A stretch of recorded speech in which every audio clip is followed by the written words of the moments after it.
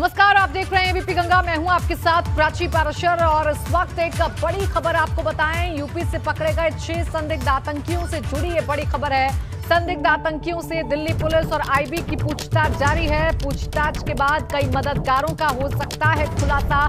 संदिग्ध आतंकियों से स्लीपर सेल को लेकर भी सवाल जवाब किए जा रहे हैं। तो ये बड़ी खबर इस वक्त आपको बता दें। देखिए, जिस तरीके से कल 6 आतंकवादियों को गिरफ्तार किया गया, उसके बाद अब हड़कंप मच गया और एक के बाद एक तमाम जो सूत्र हैं, तमाम जो कड़ी हैं, उनको जोड़ने की कोशिश की जा रही है।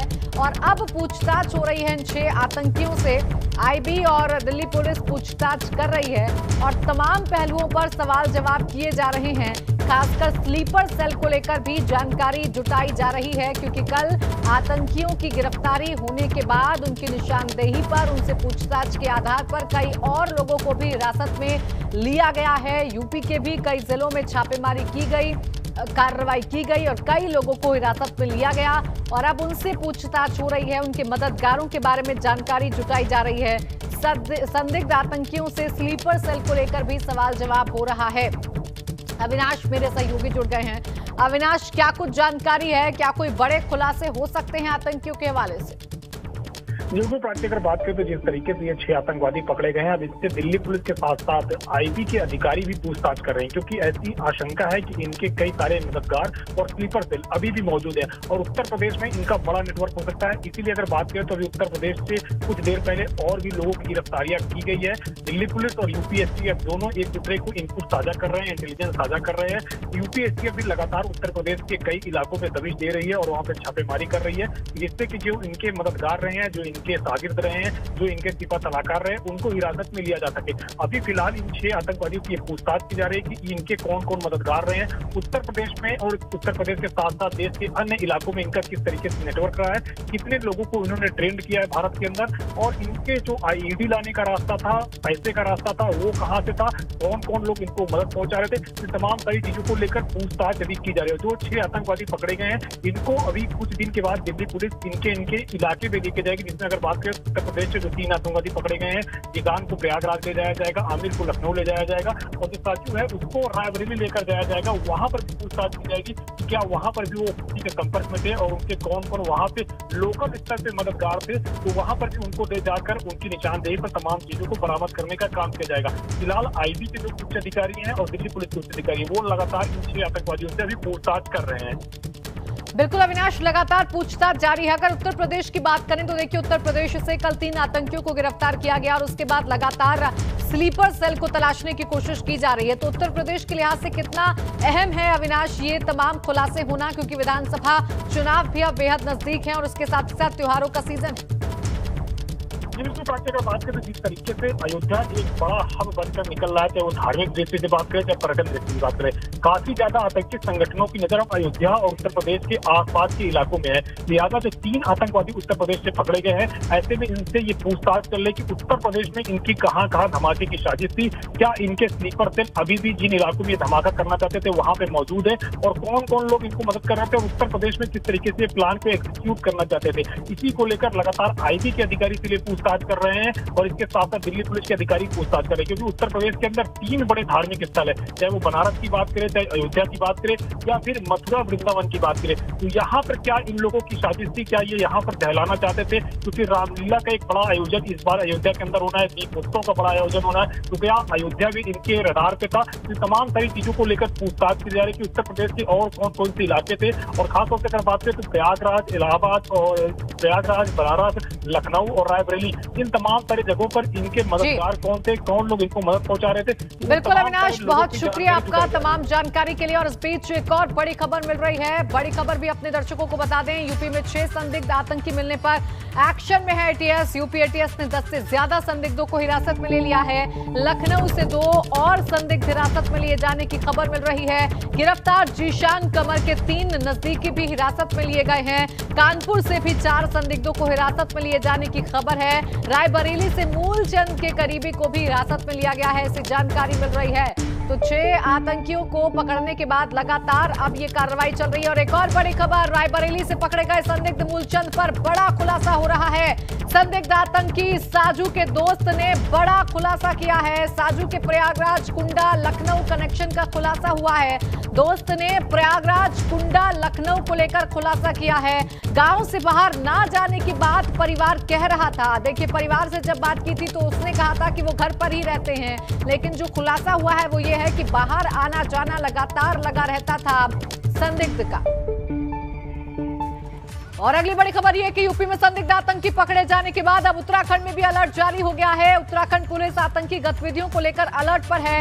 हर जगह पुलिस की नजर है, हर जगह पुलिस ने अपनी पैनी नजर गड़ाई हुई है। तो ये बड़ी खबर आपको बता दें, जिस तरीके से उत्तर प्रदेश से 3 आतंकियों को गिरफ्तार किया गया और कुल मिलाकर देश भर से 6 आतंकियों को कल गिरफ्तार किया गया और उनके मंसूबे निकलकर सामने आए। उसके बाद अब तमाम राज्यों में जो सिक्योरिटी है वो बढ़ा दी गई है और उत्तराखंड में भी अलर्ट जारी कर दिया गया है। उत्तराखंड में भी अलर्ट जारी हो गया है। तमाम सुरक्षा बलों को एक्टिव कर दिया गया है और अब चप्पे चप्पे पर सुरक्षा बलों की पैनी नजर है, ऐसी जानकारी मिल रही है।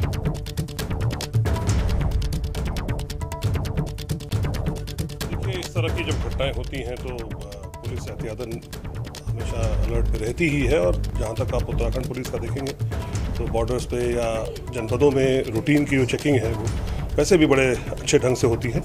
तो हाँ, ये ज़रूर है कि ऐसी घटना वहाँ हुई है तो हम लोग भी इसको दिखवा रहे हैं और अपना जो क्षेत्र है उसको उसकी भी चाक चौबस व्यवस्था है सुरक्षा की वो किए हुए हैं। यूपी में संदिग्ध आतंकी पकड़े जाने के बाद हलचल तेज हो गई है। इस बड़ी साजिश के खुलासे पर एबीपी गंगा नजर बनाए हुए है। एबीपी गंगा ने कानून राज्य मंत्री एसपी बघेल से बात की।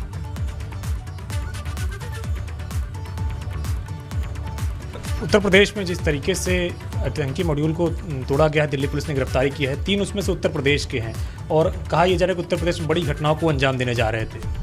खास तौर से असामान्य दिनों में भी और चुनावों से पूर्व और त्योहारों से पूर्व। मैं पुलिस में रहा हूँ तो मेरा ये अनुभव है कि हमारा पड़ोसी देश और हमारे देश में रहने वाले भी आतंकवादी और अपराध और अपराधियों को संरक्षण देने वाले लोग और स्वयं हार्डकोर अपराधी हमेशा अस्थिरता पैदा करने की कोशिश करते हैं। पार्लियामेंट पे अटैक, लाल किले पे अटैक, पुलवामा अटैक, तमाम पोस्टों पर जम्मू कश्मीर में आए दिन ये होता रहता है। तो पड़ोसी देश और उसकी खुफिया एजेंसी भारत की एकता, अखंडता, भाईचारा को तोड़ने के लिए अपना काम करती हैं। लेकिन मोदी जी के नेतृत्व में और माननीय गृह मंत्री जी की सक्रियता से और हमारी सेंट्रल फोर्सेज और सिक्योरिटी एजेंसी ने सबने जागरूकता का परिचय दिया और ऐसे अपराधियों को पकड़ा। अगर ये नहीं पकड़े जाते तो बड़ी घटना को अंजाम देते। शुक्रिया हमसे बातचीत करने के लिए। कमिश्नर अमरजीत के साथ अविनाश तिवारी, एबीपी गंगा, दिल्ली। और केंद्रीय मंत्री कौशल किशोर का प्रतिनिधि बनकर लोक भवन में घुसने वाले 2 संदिग्ध गिरफ्तार कर लिए गए हैं। फर्जी तरीके से घुसे पवन और अतहर फारूकी को गिरफ्तार किया गया। सुरक्षा कर्मियों ने पकड़कर पंचम तल पर दोनों से गहन पूछताछ की। हजरतगंज पुलिस के हवाले कर दिए गए हैं ये दोनों संदिग्ध। तो हजरतगंज पुलिस के हवाले ये दोनों संदिग्ध कर दिए गए हैं। लोक भवन में घुसने वाले 2 संदिग्ध गिरफ्तार कर लिए गए। जल्दी निकालो आईडी। यूपी विधानसभा चुनाव में बमुश्किल 5 महीने का वक्त बचा है। ऐसे में सभी सियासी पार्टियों ने अपना दम दिखाना शुरू कर दिया है। लेकिन किसकी कैसी है तैयारी और कौन है किस पर भारी है, जानने के लिए आप देखते रहिए एबीपी गंगा पर विजय तिलक, क्योंकि यूपी उत्तराखंड में चुनाव मतलब एबीपी गंगा।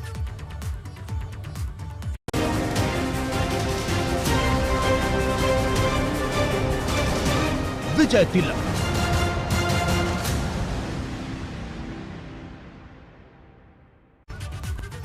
खबर वाराणसी से सुभाषपा नेता ओपी राजभर का विवादित बयान सामने आया। प्रजापति और पाल समाज के भाषण के दौरान विवादित बयान दे दिया ओपी राजभर ने। बीजेपी नेताओं को लेकर विवादित बयान दिया गया है। वाराणसी से खबर, प्रजापति और पाल समाज के भाषण के दौरान विवादित बयान ओपी राजभर का, क्या कुछ कहा सुनिए। वाराणसी के मुनारी गांव में पाल और प्रजापति समाज को संबोधित कर रहे थे ओपी राजभर जी, और आज फिर मंच से वही बयान, आए 2 पैर पे जाए 4 पैर पे, राम नाम सत्य। ये क्या है, इसके पीछे क्या है? क्या देखिए, आज मुनारी के मैदान में डॉक्टर रत्नप्पा कुम्हार व पेरियार रामास्वामी नायकर की जयंती का कार्यक्रम था। तब उनके वंशज यहाँ आए थे और उन लोगों को जो पीड़ा है, जो मुझे पीड़ा है वही उनको पीड़ा है। आज़ादी के 75 साल में अगर खाली हम उत्तर प्रदेश की बात छोड़ दें, बनारस की बात शुरू करें, 26 थाने हैं। एक भी थाने पर न पाल है, न प्रजापति है, न नाई है, न गूढ़ है, न लोहार है, न राजभर है, न चौहान है, न बीन है, न मल्लाह है, न बंजारा है, न बहेलिया है, न यारक है, न अर्कबंसी है, न खंगार है। तो ये क्यों नहीं है, क्या कारण है, ये सरकार क्यों नहीं बताती?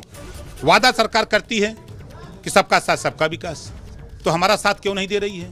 तो जब हमारा साथ नहीं देगी तो फिर उसके साथ तो व्यवहार हम तो दूसरा करेंगे ही।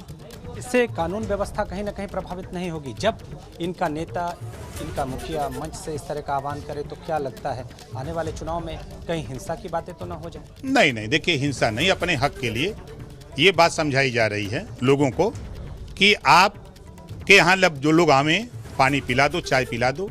अगर वो कहते हैं भारतीय जनता पार्टी की बात तो उनसे कह दो कि महंगाई पे चर्चा कर लो, उनसे कह दो कि आज शिक्षा पे बहस कर लो, अपने अधिकार की हिस्सेदारी की बात कर लो। अगर वो भागते हैं तो उनसे कह दो कि तुम लौट के चले जाओ, यहाँ मत आना। अपने नेता से जाके कह दो कि हमारा बुरा दिन लौटा दे, अच्छे दिन की महंगाई हमको पसंद नहीं है, हमके बुरे दिन की ही महंगाई हमको पसंद है। कैमरामैन विशेष के साथ नीतीश कुमार पांडे, एबीपी गंगा, वाराणसी। और देखिए बुंदेलखंड में भी राजनीतिक हलचल तेज हो गई है। राजा भैया की पार्टी ने जनसेवा संकल्प यात्रा का आगाज कर दिया है। जालौन में जनसेवा संकल्प यात्रा का आगाज किया गया। उरई के लोक निर्माण विभाग के सर्किट हाउस पर यात्रा का स्वागत भी हुआ है। तो देखिए बुंदेलखंड में भी अब जो राजनीतिक सरगर्मियां हैं वो तेज हो गई हैं और तमाम राजनीतिक दलों में अब बुंदेलखंड को जीतने की जो होड़ है वो देखने को मिल रही है। और देखिए आज 2022 चुनाव को लेकर बड़ी घोषणा करेगी आम आदमी पार्टी। कुछ ही देर बाद संजय सिंह कर सकते हैं चुनाव को लेकर ऐलान। लखनऊ में शाम 6 बजे आप सांसद संजय सिंह करेंगे प्रेस कॉन्फ्रेंस। आम आदमी पार्टी के यूपी प्रभारी भी हैं राज्यसभा सांसद संजय सिंह, जो पहले ही इस बात को साफ कर चुके हैं कि वो उत्तर प्रदेश में किसी के भी साथ गठबंधन नहीं करने वाले हैं और अपने ही दम पर आम आदमी पार्टी उत्तर प्रदेश में चुनाव लड़ेगी विधानसभा के। और अब बड़ा ऐलान किया जा सकता है आम आदमी पार्टी की तरफ से। संजय सिंह ये बड़ा ऐलान करेंगे। वहीं यूपी की सियासत में अब्बाजान के बाद चचा जान को लेकर संग्राम मचा है। टिकैत ने ओवैसी को भाजपा का चचा जान बताया तो अब ओवैसी की पार्टी AIMIM के प्रदेश अध्यक्ष ने पलटवार कर दिया है। ना अब्बाजान कहा, हमने कहा कि बीजेपी का चाचू जान आ गया। बीजेपी का भाई बाहर से मेहमान आया तो उनके लिए तो चाचू जान ही है ना। बीजेपी का चाचू जान आ गया उत्तर प्रदेश में, उनकी मदद करेगा ये कहा हमने। ये ओवैसी है, वहाँ से कहीं आंध्र प्रदेश से आ गई ये। आंध्र का है कि अब्बाजान के साथ में नहीं हमें नहीं पता भाई कौन अब्बाजान के। हमने तो इसका बता के चाचू जान है बीजेपी वालों का, उनकी मदद करेगा। राकेश टिकैत साहब का एक बयान आया जिसमें वो ओवैसी साहब को बीजेपी की बी टीम बोल रहे हैं। ओवैसी साहब को बीजेपी के चच्चा। राकेश टिकैत साहब, आप कितने बड़े सेकुलर हैं ये मुझसे और मेरे लोगों से बेहतर कोई नहीं जानता। 2017 का जो चुनाव था विधानसभा का और 2019 का, इसमें आप भारतीय जनता पार्टी के लिए काम कर रहे थे और बीजेपी को जिता रहे थे। यूपी की सियासत में चुनाव चिन्ह को लेकर घमासान मचा हुआ है। भाजपा पर अखिलेश के बुलडोजर वाले हमले पर संग्राम मचा हुआ है। भाजपा के राज्यसभा सांसद बृजलाल ने सपा पर निशाना साधा और कहा कि साइकिल की जगह LMG को चुनाव चिन्ह कर देना चाहिए, ये कहा गया है। आपको बता दें कि अखिलेश यादव ने बुलडोजर को लेकर निशाना साधा था और कहा था कि भारतीय जनता पार्टी का चुनाव चिन्ह ही बुलडोजर कर देना चाहिए। और अब इसी पर पलटवार भारतीय जनता पार्टी की तरफ से किया गया है और कहा गया है कि समाजवादी पार्टी को साइकिल की जगह LMG अपना चुनाव चिन्ह कर देना चाहिए। तो यूपी की सियासत में अब चुनाव चिन्ह को लेकर राजनीति गर्माती हुई नजर आ रही है। भाजपा पर अखिलेश के बुलडोजर वाले हमले पर भाजपा के राज्यसभा सांसद बृजलाल ने निशाना साधा है।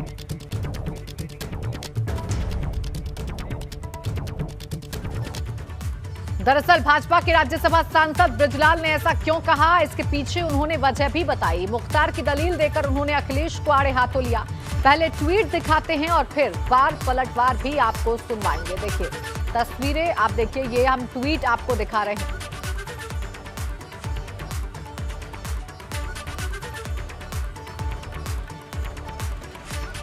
सरकार को अपना चुनाव चिन्ह बुलडोजर रख लेना चाहिए। ये सबसे बड़ी उपलब्धि सरकार की है कि इनका पास बुलडोजर है। बुलडोजर में स्टीयरिंग होता है। अभी बुलडोजर इधर चल रहा है, स्टीयरिंग घूम जाएगा तो बुलडोजर किधर चलेगा। कहा है कि सरकार को अपना चुनाव निशान बदल करके बुलडोजर रख लेना चाहिए। नहीं सर, श्री अखिलेश यादव जी को फिर अपना चुनाव निशान बदल करके AK-47 रख लेना चाहिए। श्री अखिलेश यादव जी को फिर अपना चुनाव निशान बदल करके AK-47 रख लेना चाहिए। समाजवादी पार्टी के मुखिया अखिलेश यादव जी ने ट्वीट किया है कि बीजेपी का चुनाव चिन्ह बुलडोजर होना चाहिए। मैंने कहा है कि समाजवादी पार्टी का चुनाव चिन्ह LMG लाइट मशीन गन होना चाहिए।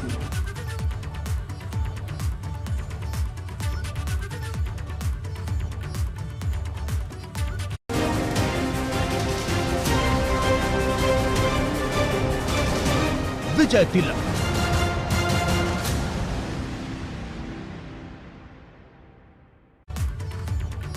बढ़ते आगे, यूपी में अवैध कब्जे को लेकर यूपी सरकार ताबड़तोड़ कार्रवाई कर रही है। गाजियाबाद में भी सिंचाई विभाग ने करीब 150 करोड़ के 3000 हेक्टेयर जमीन को अवैध कब्जे से मुक्त कराया। इसको लेकर जल शक्ति मंत्री महेंद्र सिंह ने विपक्ष के आड़े हाथों लिया और बुलडोजर एक्शन पर भी बात की। योगी सरकार ने ऑपरेशन नेस्ता नाबूद चला रखा है, यानी जो भी अवैध कब्जे हैं, सरकारी संपत्तियों पर कब्जे, उन पर बुलडोजर चल रहा है। और आज गाजियाबाद में एक बड़ी कार्रवाई की जल शक्ति विभाग की तरफ से। हमारे साथ डॉक्टर महेंद्र सिंह हैं, जल शक्ति मंत्री। तकरीबन 150 करोड़ की जमीन मुक्त कराई। सर, लगातार बुलडोजर आप लोगों का चल रहा है ऐसे अवैध अतिक्रमण पर। देखिए, पिछली सरकारों ने जिस तरीके से सरकारी संपत्ति की लूट किया है और अपने लोगों के माध्यम से कब्जा कराया है, उसको लेकर के उत्तर प्रदेश की छवि पूरे भारतवर्ष में बहुत खराब हुई है। हम सब लोगों ने संकल्प लिया है कि निश्चित रूप से सरकारी ज़मीन खाली होनी चाहिए, कब्जेदार कोई भी हो, और उसके तहत हम लोग कार्रवाई तेज़ी के साथ कर रहे हैं। अभी तक लगभग 3000 हेक्टेयर ज़मीन हम लोगों ने खाली कराया है और भी बहुत सारी ज़मीन अभी कब्जेदारों के कब्जे में है। हम लोग तीव्र गति से उस पर कार्रवाई कर रहे हैं और उसी क्रम में गाज़ियाबाद और बुलंदशहर की कुछ ज़मीन को हम लोगों ने खाली किया है। आगे भी चिन्हांकन चल रहा है, जल्दी जल्दी आपको संदेश मिलेगा और हमारी ज़मीन खाली होगी। बुलडोजर चल रहा है लेकिन दूसरे लोगों को दिक्कत हो रही है। अखिलेश यादव ने कल कहा कि सरकार को, बीजेपी को अपना चुनाव चिन्ह बुलडोजर रख लेना चाहिए। देखिए, अखिलेश के ऊपर हम कोई टिप्पणी नहीं करेंगे, हमारे पूर्व मुख्यमंत्री हैं, लेकिन उनकी संकुचित मानसिकता और उनको जो पीड़ा हो रही उसको मैं समझ सकता हूँ कि जिन किसी को उन्होंने संरक्षण देकर के इन ज़मीनों पर कब्जा कराया था, आज उनसे जब ज़मीन खाली हो रही तो उनको कहीं ना कहीं उससे दुख पहुंच रहा है, तो उसकी अभिव्यक्ति वो कर पा रहे हैं।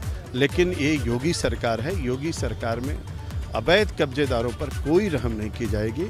निश्चित रूप से उनसे कब्जे मुक्त कराए जाएंगे और सरकार की जमीन सरकार के पास। ये आपने सुना, क्या कहना उत्तर प्रदेश के जल शक्ति मंत्री साफ तौर पर कह रहे हैं कि जो भी इस तरह की सरकारी ज़मीनों पर कब्जा होगा उन्हें हटाया जाएगा। 3000 हेक्टेयर से ज़्यादा अब तक जो सिंचाई विभाग की ज़मीन है उसे कब्जे से मुक्त करा जा चुका।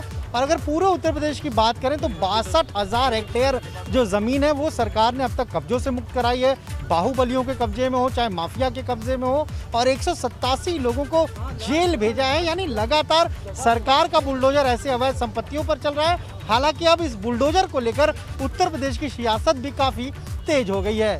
कैमरा सहयोगी मेहदी हसन के साथ अनुभव शुक्ला, AP गंगा, लखनऊ। लखनऊ में प्रदर्शन कर रहे शिक्षक भर्तियों पर पुलिस ने एक्शन लिया है। शिक्षक भर्ती के अभ्यर्थियों को पुलिस ने SSC ERT कार्यालय से खदेड़ा। दरअसल 69,000 भर्ती के अभ्यर्थी पिछले 3 महीने से धरना दे रहे हैं और 69,000 भर्ती में 22,000 पद जोड़कर भर्ती की मांग कर रहे हैं।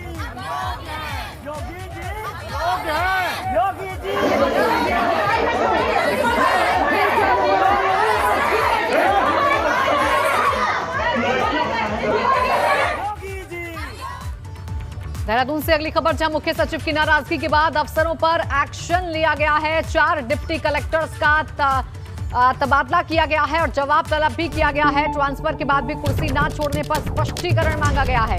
4 सितंबर को शासन ने 84 अफसरों के तबादले किए थे। 4 डिप्टी कलेक्टर्स का तबादला, जवाब तलब भी किया गया है। ट्रांसफर के बाद भी कुर्सी ना छोड़ने को लेकर अब अधिकारियों को जवाब तलब किया गया है। दरअसल 4 सितंबर को शासन ने 84 अफसरों के तबादले किए थे।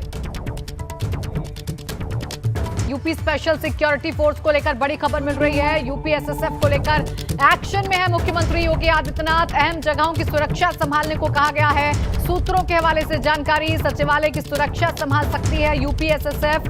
सीएम ने संवेदनशील शासकीय कार्यालयों पर पुख्ता सुरक्षा को कहा है। खबर है कि मुख्यमंत्री ने इन भवनों की सुरक्षा की जिम्मेदारी नवगठित यूपी एसएसएफ को सुपुर्द करने पर विचार करते हुए आवश्यक कार्रवाई करने को कहा है। उधर मथुरा की नगर निगम की बैठक में उस वक्त हंगामा हो गया जब एक दुकान मालिक ने मेयर पर ही आरोप लगा दिए। दरअसल इस बैठक में कांग्रेस पार्षद और एक महिला ने हंगामा किया और मेयर पर रुपए मांगने के आरोप लगाए, जिसके बाद क्या हुआ वो तस्वीरें बताने के लिए काफी है।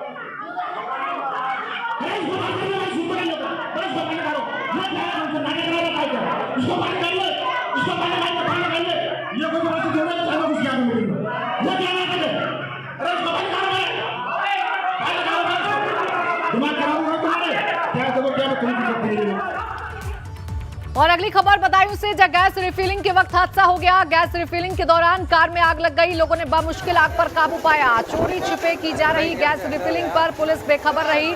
बदायूं में उसावा थाना क्षेत्र के गौतरा गांव का ये पूरा मामला।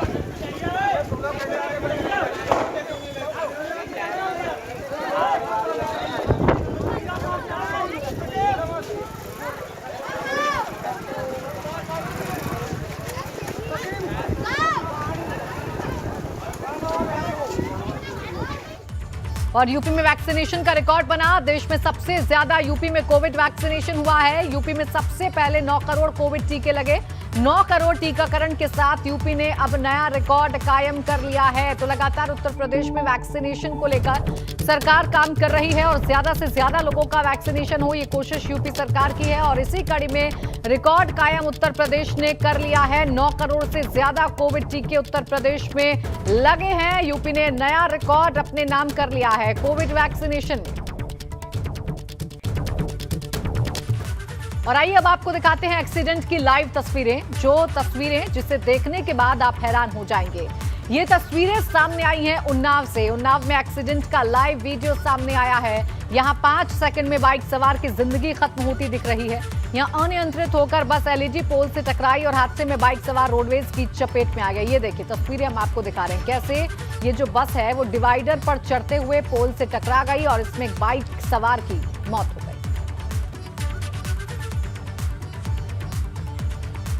कानपुर से अगली खबर, दबंगों ने एक परिवार को बुरी तरह पीटा है। बांस काटने से मना करने पर दबंगों ने मारपीट की है। पीड़ित परिवार को दौड़ा कर लाठियों से पीटा गया। मारपीट के दौरान महिलाओं समेत 4 लोग घायल हो गए। मारपीट का वीडियो सोशल मीडिया पर वायरल है। चौबेपुर थाने के कटनतापुरवा गांव का ये पूरा मामला।